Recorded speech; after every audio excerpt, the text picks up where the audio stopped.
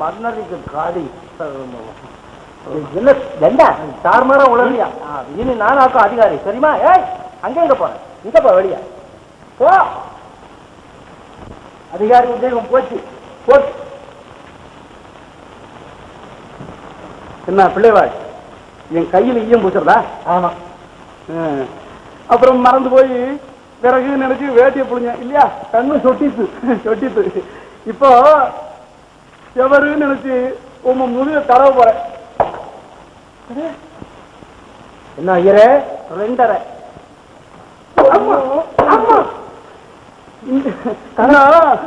அரை பாக்கி இருக்கு. ஐயோ கணக்கா பாத்துக்கிட்டா இருக்க? கணக்கா பாத்துக்கிட்டு தான் இருக்கேன்.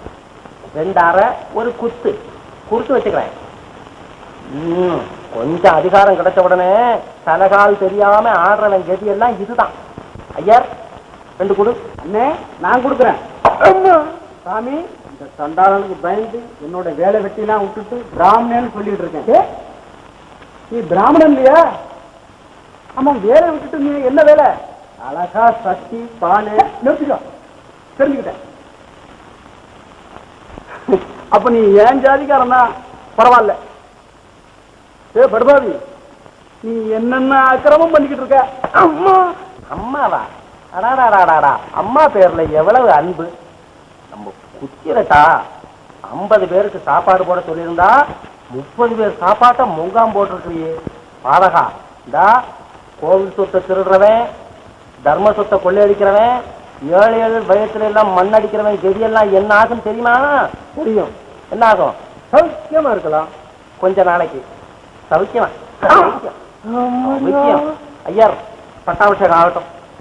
ஓம் நமோ பகவதே பரமகண்டாள ரோச்சனோ ரோச்சமான சோபன சோபமான கல்யாண துலக்னே சாவதான சன்னிதானம் மறைக்குதே சத்த விலகி இரும் பிள்ளாய். ஏ அதிகாரி வேலைக்கு வந்த அயோத்தியா போவலிய. அங்க எங்க போற? இங்க போ. அங்க என் பணம் இருக்கு, அதையும் எடுத்துக்கிட்டு வேலைக்காரியம் அழைச்சிட்டு தான் போவேன். சம்பந்தம் இனி அதெல்லாம் உனக்கு சம்பந்தம் இல்லை. வேலைக்காரியும் பணமும் அதிகாரிக்கு சொந்தம். இப்ப யார் அதிகாரின்னா வெளியே போ. போறதா? அவர் என்னமோ கோபத்துல சொல்லிட்டு போறாரு. போறதான்.